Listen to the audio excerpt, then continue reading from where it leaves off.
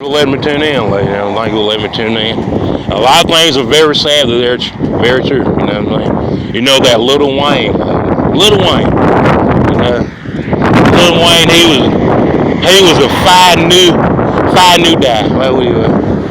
He was a five new die member.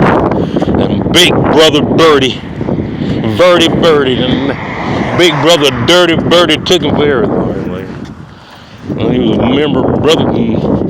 He was almost the top dog, brother member of goddamn five new die. Goddamn, get up there and sing it, dude. And Big Brother Dirty Birdie took him down through there. Now they lay there. So man, how to get on that thing and say, we's out of it. How can you dare get on there on your track and before you start rapping say that Weezy is out of it? Now you know that just like, how are they assured, lady? A little baby now get on there and the first thing they say is Weezy is out of it? Oh, hey, that means they living off of Weezy money, you know? That what it mean. That mean that Dirty Birdie said, get what? We finna live off of Weezy money. You know what I'm saying? You know what I'm saying? And when we start making money off this stuff, somebody else can live off of that. You see, that's how I go, baby. I know you gotta ask yourself, and all them boys trying to bring Weezy in and tell them they love him. Super Bowl brought him in, and Jay-Z. Everybody trying to help them boys. You see what I'm saying? They got them Tamo and Tamar and 21 Savage. Man, come on, I get you out of jail this time. I know you want a Big Mac, you know what I'm saying? You see how I go, lady now? You know what I'm saying? I know you on there talking about racks on racks, but you ain't got enough to get a cheeseburger. You know what I'm saying? You see what I'm saying, lady now? Well, I can tell you, lady now. You guys get out there and start rapping and stuff, and you realize Slim and Dirty Birdie ain't nothing to play with, lady now. You know what I mean? You got to be careful before you say to somebody that you're junior, because you might not be junior to them. You know, like you done just volunteered to say you Coronado Junior. Hold up, man. You know what I mean? I didn't tell you was Coronado Junior. Who told you was Coronado Junior? Who told you was TJ? You ain't no goddamn TJ. You see what I'm saying? You see how I come back to get you, lady now? Did Birdman, Dirty Birdie, say that he could be Dirty Birdie Jr.? No, he didn't, lady. He volunteered and said he was Dirty Birdie Jr. Like, yeah. Was he opposing on Dirty Birdie?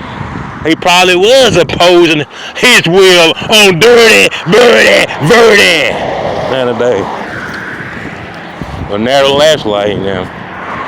I tell you, well, you gotta ask yourself, lady, after all those number one albums, lady, when I tell you, goddamn, Birdman, Birdie, number one album after number one album, lady, they said that man had more money than Tupac, lady, and at the end of the year last year, he didn't have a nickel or a dime, lady. Mercy. I gotta tell you, lady, and I tell you, it don't necessarily mean that it's the pimp game. It don't necessarily mean that, lady. But I'm trying to tell you, lady, if you got goddamn talking about some Houdini, you gotta know how to get yourself out of that shit, lady. But I'm telling you, lady, make sure you ain't smoking. Make sure you ain't doing no opioids. If you ever get in a crisis like that, make sure you ain't on no controlled substance.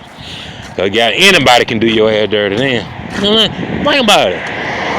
Oh man, you got a goddamn 2 8-ball a day habit. That's just your 8-ball habit. You do 2 8-balls a day. You and just one member of your entourage. You got down 4 bottles of opioids every 7 days. You know what I'm saying? You drinking Ace of Spade, a bottle of Ace of Spade in the morning for breakfast. And you got to do that just to get in the mood to write a rap.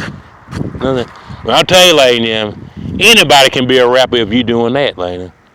Nigga, if you get a bottle of Ace of Spade and a bottle of goddamn heroin, nigga, shit, and they goddamn some goddamn hydro from Cadillac, your ass will be a gangster rapper too, nigga. I'm trying to tell you.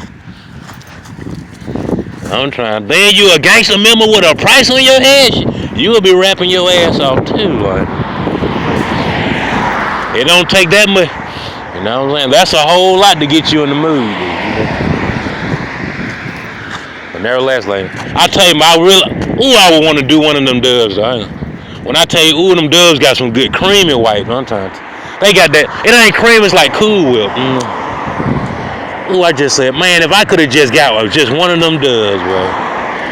I'm talking, I would put that thing way. I would put that thing way in that basket too. But see, them guys was hating on me. They was hating on me, man. You know what I'm saying? They was married to dubs, and they was mad at me because I was talking to women that weren't married to nobody. You know what I'm saying? That was your agent there. Okay, nigga, you done proposed to a dub. You ain't supposed to be with nobody but your dub that you done married. Why is you mad at me because I'm available to talk to a woman that ain't married to nobody?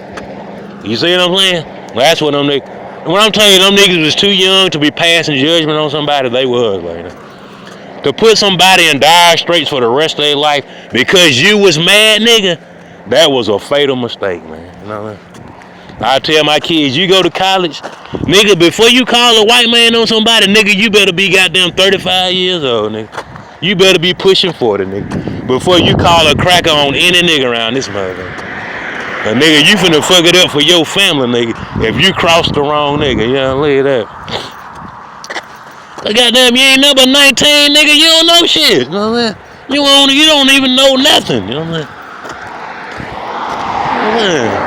You done goddamn mess somebody up for the rest of their life, goddamn, in a goddamn correctional goddamn asylum, nigga. You ain't even grown yet. That was a fatal blow, cuz. Fatal, nigga. That was fatal, nigga. That nigga caused goddamn Tuscaloosa 2 major tornadoes, nigga. Wiped their whole fucking city out. 2 tornadoes and 2 goddamn national championships. Cost them 2, goddamn. Them niggas lost 2 national championships and lost everything in 2 tornadoes, like. Them niggas sorry in the mother. Nigga, that gonna be a testament in the scroll, baby. So you ain't understanding now, but these people know what I'm talking about. They gonna say that is an eerie coincidence, Coronado, that they lost 2 national championships and they had 2 goddamn tornadoes that wiped their ass out, goddamn. You know what I'm saying? It really got a little chang-a-lang to it. I'm like, you know what I'm saying? That man said, goddamn. The Obama said he was gonna wire the goddamn Trump Tower and see everything and listen to everything that Coronado has been doing for the last 3 or 4 years. And guess what? Them guys in D.C., they can't stand it. Like, goddamn Indiana, Cornell, all them people, Cornell University, them people say they cannot stand them being wired. Like, they can't. They can't stand nobody listening in on everything they do. All they meetings, all they secrets, all they sex, rock and roll and drugs. They can't understand it. You know what I mean? But through Obamacare, you can understand it. You voted for change.